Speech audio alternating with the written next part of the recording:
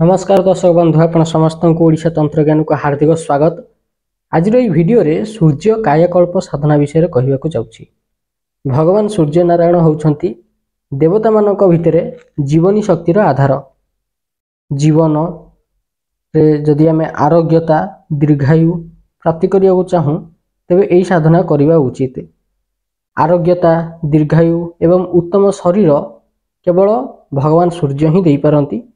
किछि घटना एमिति घटी जाए जार परिणति स्वरूप शरीर कुरूप देखा जाए। एभली क्षेत्र में मनीष भावे कि कौन दिव्य शक्ति द्वारा जदि शरीर पुनः सुंदर अवस्था को फेरी पारंता तेबे भल हुअंता। सेभली क्षेत्र में सूर्य कायाकल्प साधना करा जिबा उचित। यही साधना को सूर्य कायाकल्प साधना कहा जाए। भगवान सूर्य संसार समस्त औषधि चिकित्सार ज्ञाता। संसार रे एमिति कौन रोग नहीं जार निराकरण भगवान सूर्य जानी नाहांती। अतएव प्रकृति प्रत्येक वनस्पति प्रत्येक औषध प्रत्येक चिकित्सार ज्ञान भगवान सूर्य पाखे अच्छी। बोधहुए से अधिकांश लोक तेजियान शरीर पाइबा पई आ निज सौंदर्य वृद्धि पई कायाकल्प साधना करती। तेबे एई कायाकल्प साधना भितर सूर्य कायाकल्प साधना वास्तव रे ही अद्वितीय साधना और यार प्रभाव भारी जोरदार। ये साधना करने द्वारा कौन कौन लाभ हुए? अलसुआ गुण कमी जाए और शरीर स्फूर्ति हुए, आत्मविश्वास बढ़ी जाए, शरीर रे तेज बढ़ी जाए, चेहरा रे चमक बढ़ी जाए, आभा बढ़ी जाए, मनीषर औरा क्लीन हो जाए, औषधीय ज्ञान व चिकित्सा ज्ञान बढ़ी जाए, वनस्पति तंत्र गुप्त विद्या प्राप्ति हुए, दुर्गुण कुविचार समाप्ति हुए, मनरे संयमता गुण बढ़ी जाए। एबे मनरे प्रश्न उठिबो जे केउ केउ माने साधना करि परिबे? स्त्री पुरुष समस्ते साधना करि परिबे। एही साधनार नियम कौन?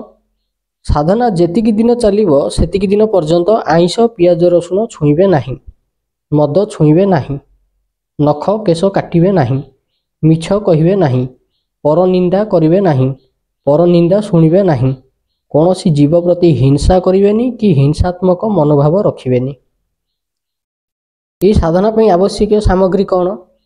स्फटिकमाला, गुड़, धूपदीप, फूल, भगवान सूर्यंकर गोटे तंबा मूर्ति। जदि तंबा मूर्ति न मिले तेबे आपण देखिथे बाजार रे गोल रो सूर्य तंबा मूर्ति मिले, ताकू आपण आनी जिवे नै आसीबे। एटा कंसा बासन दुकान रे आपण को मिल जिवो। केमिति करिवे ई साधना? जेकोसी रविवार दिन ठारू सकाळ सूर्योदय समय पूर्व दिग को मुह करिक बसिबे। लाल रंगर आसन व्यवहार करिवे, लाल रंगर वस्त्र व्यवहार करिवे, सामने रे गोल तंबा सूर्य मूर्ति रखिवे। ताको प्राण प्रतिष्ठा करबा किछि आवश्यकता नाही, करि परले आहुरी बहुत भल। भगवान सूर्य नारायण को जल फूल देखैकरी तंबा सूर्य ऊपर अर्पण करिवे। धूप दीप भगवान सूर्य नारायण को देखैकरी तंबा सूर्य को देखेबे। अतएव उदय होउथिबा भगवान सूर्य नारायण को पंचोपचार रे पूजा करिवे और सामने रे रखिथिबा तंबा सूर्य को भी पंचोपचार रे पूजा करिवे। पूजा करि सारिबा परे जल रे गुड़ मिसई देबे और किछि गुड़ सामने रे भोग लगेई देबे।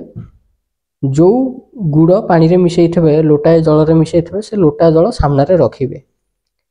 तापरे स्फटिक माला रे मात्र 5 माला सूर्य गायत्री मंत्र जप करिवे। जदि माला नाही तेबे बिना माला रे भी जप करि हबो। मंत्र जप सरिला परे गुड़ मिश्रित जल को भगवान सूर्य नारायण को अर्घ्य देबे। क्षमा प्रार्थना करी नमस्कार करिक उठी जिवे। जो एई भली प्रयोग केवल रविवार को रविवार ही करा जिवो। आउ आपण केवल रविवार दिन ही सब नियम पालन करिवे।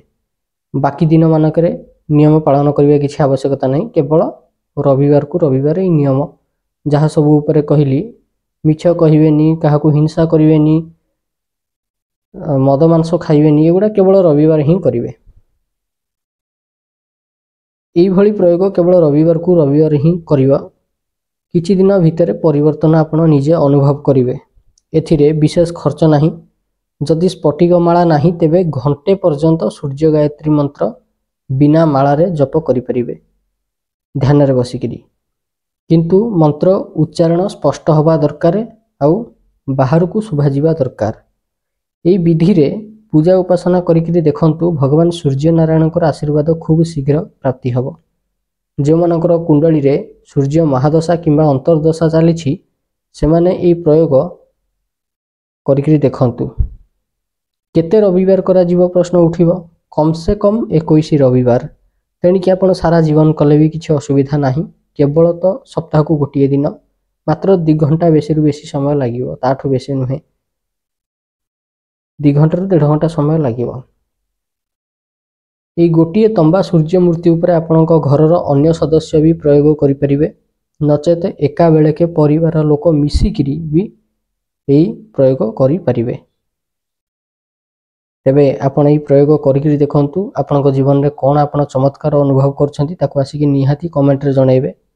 आज पई वीडियोटी एतिकी।